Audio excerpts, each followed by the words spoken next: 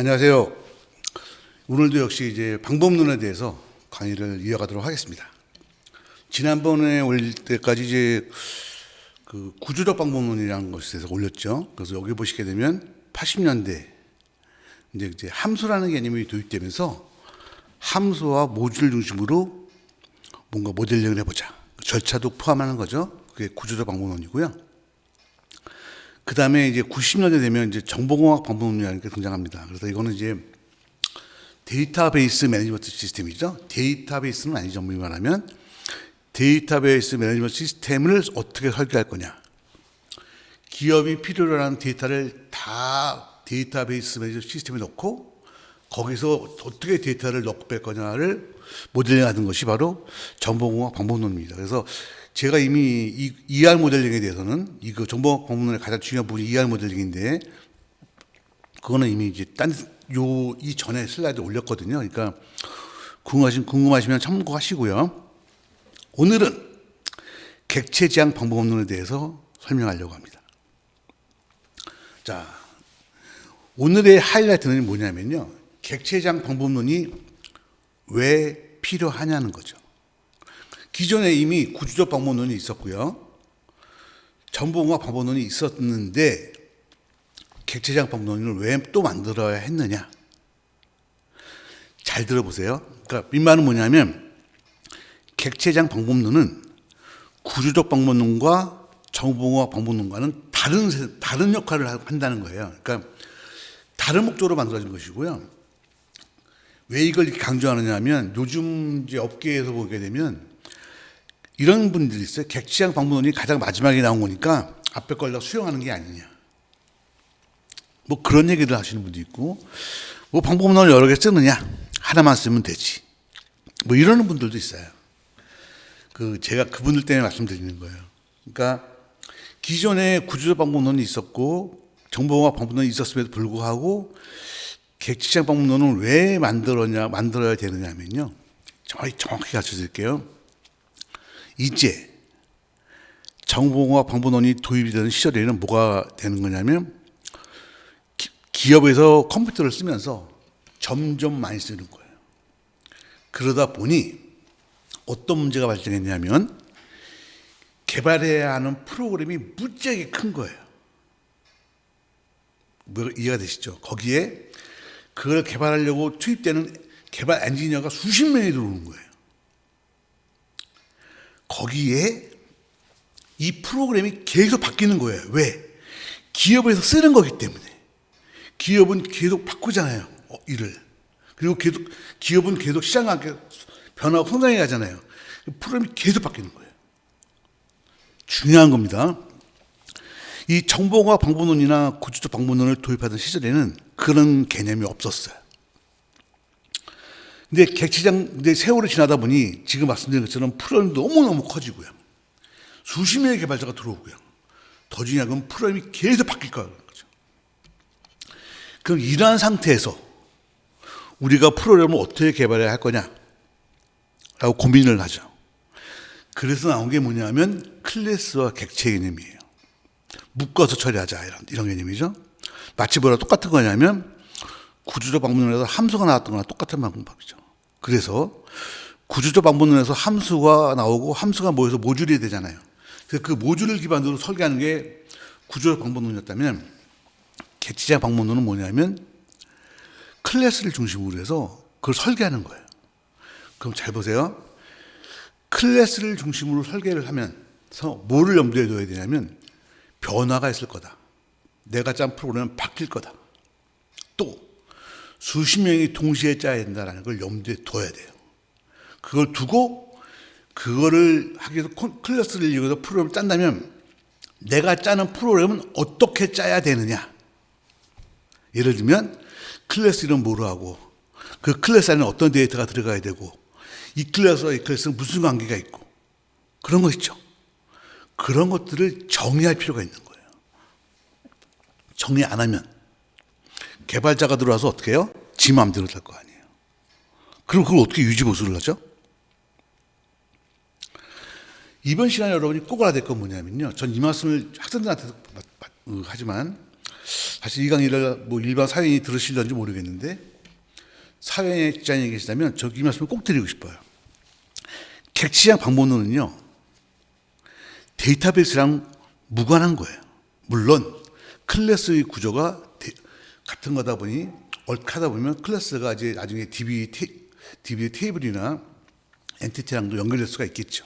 하지만 근본적으로 객체장 방법론은 뭐에 대한 것이냐면 내가 개발하는 프로그램이 어떠한 구조로, 즉 어떤 클래스로, 또 클래스의 관계는 어떠하고, 그래가지고 그래서 변수 이름 뭐고 함수 이름 뭐고, 그래서 어떻게 짜라는 거냐, 그거를 정의하고자 하는 게 객체장 방법론이에요.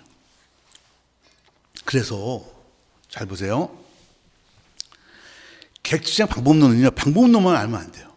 클래스 다이어그램 UML만 알면 안 된다니까요. 뭐가 중요하죠? 객체장에서 보면 이런 거 있어요. 변화가 있을 때 그 변화를 수용할 수 있도록 클래스를 어떻게 할 거냐, 이게 바로 디자인 패턴이에요. 만드는 소스가 나중에 유지해서 하도록 최적화시켜주는 거, 이게 리팩토링이에요. 리팩토링과 디자인 패턴에 대한 걸 다 아는 컨설턴트가, 그래서 우리가 개발하는 거는 어떻게 만들어야 된다. 이 클래스, A 클래스에서 B 클래스를 바로 콜하면 안 된다는 거예요. C를 통해서 콜하도록 해야 된다라고 정의를 해주는 것. 이게 뭐냐? 이게 객체장 방법론이에요. 지금 들어보시면 구조적 방법론이나 전범학 방법론하고 완전히 영역이 다르죠. 다른 세상입니다.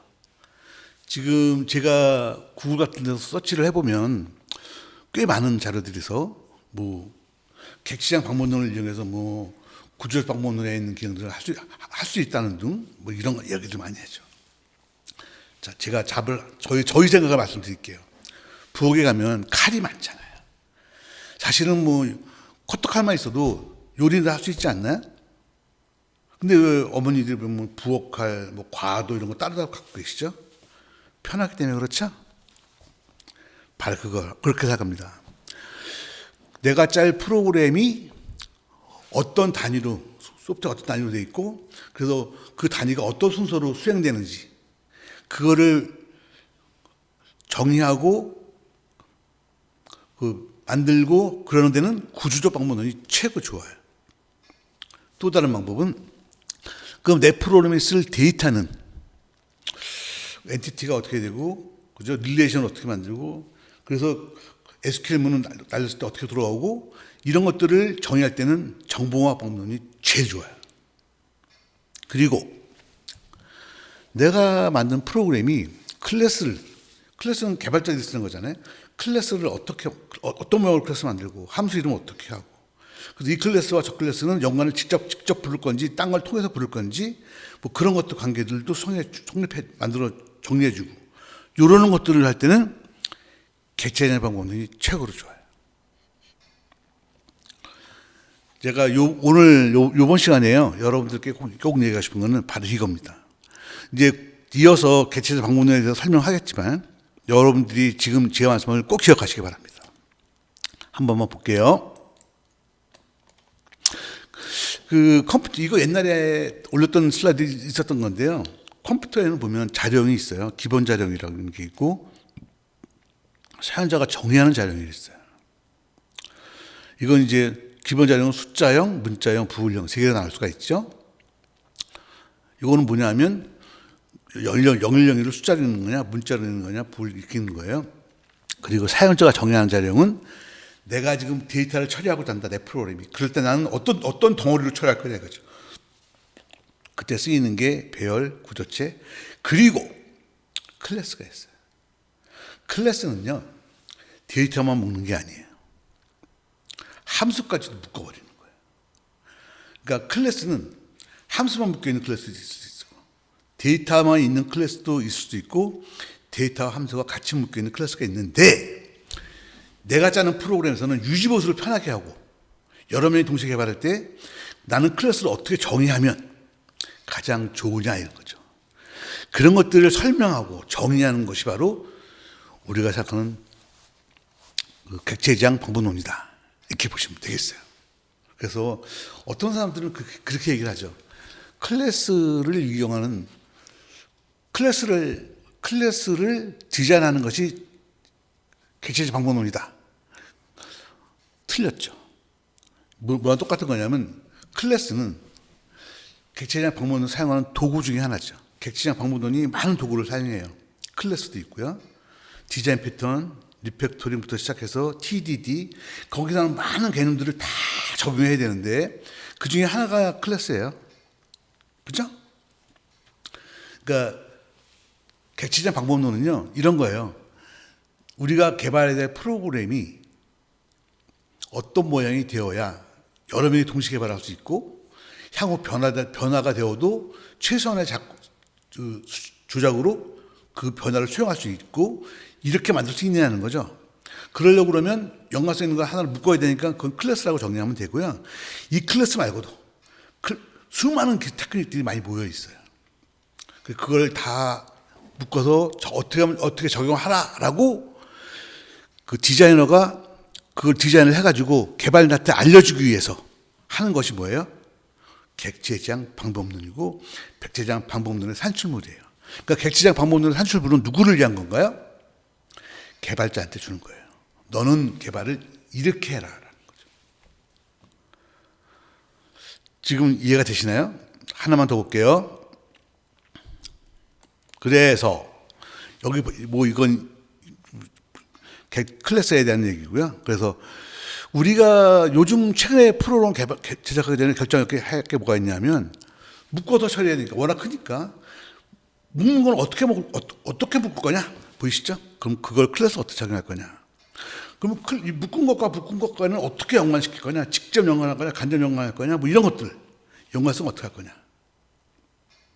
그리고 이렇게 묶었는데 이게 변화가 있다면 어떻게 이게 어떻게 적용할 거냐? 그러기 위해서는 이걸 묶는 거를 어떻게 조작해 줘야 될 거냐? 연동을 어떻게 할 거냐? 변화되는 환경에 잘 작동하려면 어떻게 해야 되느냐? 이겁니다. 자, 보세요. 오늘날 프로그램은요, 프로그램을 제작하기 전에 개발자한테 코딩을 시키기 전에 우리가 개발해야 될 프로그램의 묶음, 개발자에 대해서 묶음이죠. 클래스가 연관성. 그리고 이거 갖다가 이게 만약에 바뀐다면 어떻게 바뀔 거냐? 그럼 변화에 대해서 어떻게 할 거냐? 이런 것들을 고려해서 개발자가 개발에 들어가기 전에 어떻게 하라고 디자인을 만들어야 돼요. 개발자한테 주기 전에. 그걸 갖다가 만드는 것이 바로 객체지향 방법론이고 그거를 위해서 만드는 게 바로 클래스 다이어그램이고 시퀀스 다이어그램이고 그렇습니다. 제가 제 동영상을 많이 보신 분들은 알겠지만 분명히 쓰는데 뭐에 쓰는 것인지를 먼저 알아야 됩니다. 그래서 오늘 이 시간에는요, 짧은 시간이지만 정말 많은 분들이 잘 모르고 있어요. 객체지향 방법론은 컨설턴트가 개발할 소프트웨어를 디자인해서 자기가 디자인한 걸 갖다가 개발자한테 주기 위해서 만드는 겁니다. 엄밀히 말하면 고객과는 별로 상관없는 겁니다. 오늘날 개발을 하시는 많은 분들이 구조적 방법론이나 정보과학 방법론 같은 걸 잘 모르시니까 이런 분들이 계세요. 에이, 객체지향 방법론 UML을 이용해서 하면 되지. 맞습니다. 이만한 커터가 갖고도요, 배추도 썰 수 있고요. 그죠? 다 할 수 있죠. 불편하죠. 그래서 제가 이번에 말씀드린 건 뭐냐면, 이 컴퓨터가 발전해 오면서 그 필요성에 의해서 쫙 방법론이 하나씩 추가되어 가고 있습니다. 그러니까 객체지향 방법론이 왜 만들어졌는지를 이번에 이해하시고요. 그래서 객체지향 방법론은 무엇에 쓰는 물건인지 여러분이 이번에 꼭 확인하시기 바랍니다. 오늘 여기까지만 할 거고요. 요 다음에 오늘 제가 말씀드린 거를 실제로 논리적인 거로 보여드리도록 하겠습니다. 오늘 제가 말씀드린 거 너무 중요한데, 이거 보시는 분이 제 의미가 전달됐으면 좋겠습니다. 예, 감사합니다.